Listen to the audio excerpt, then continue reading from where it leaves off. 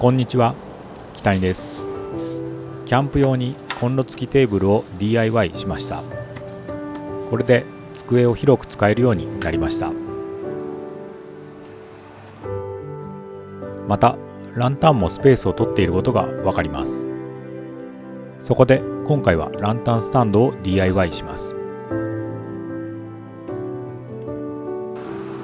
材料はホームセンターで購入した丸棒とロープ止め、合わせて約300円です。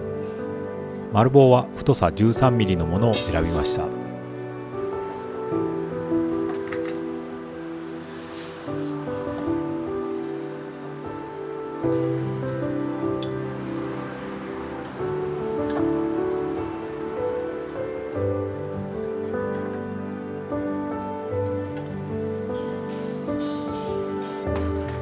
まずはグラインダーで先端を尖らせます。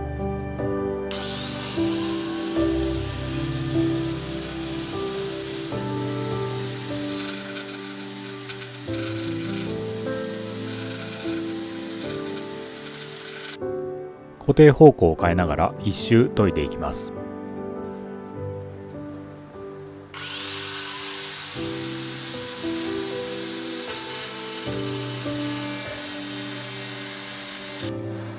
尖らせすぎると危ないのでこれくらいにしました。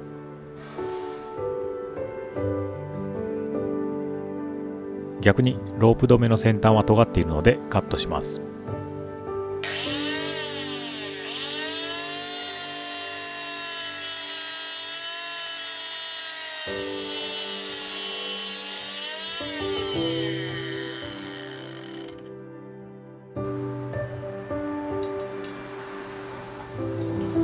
こんな感じでランタンをかけようと思います。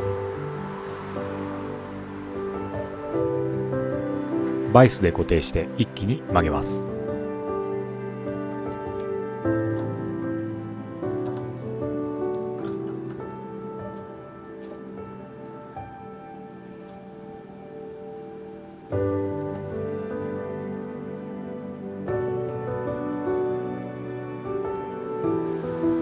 簡単に直角に曲がりました。L 部分が長くてバランスが悪かったので再度カット。先端を軽く研いでおきます。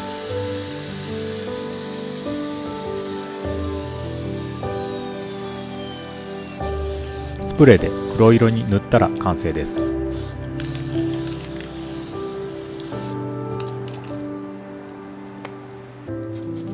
自宅の庭で試しに設置してみました。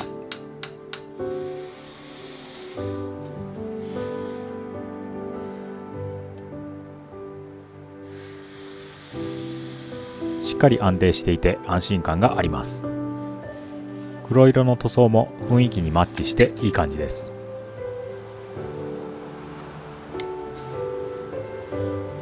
自作のランタンスタンド、キャンプ場で使う日が楽しみです。それではまた。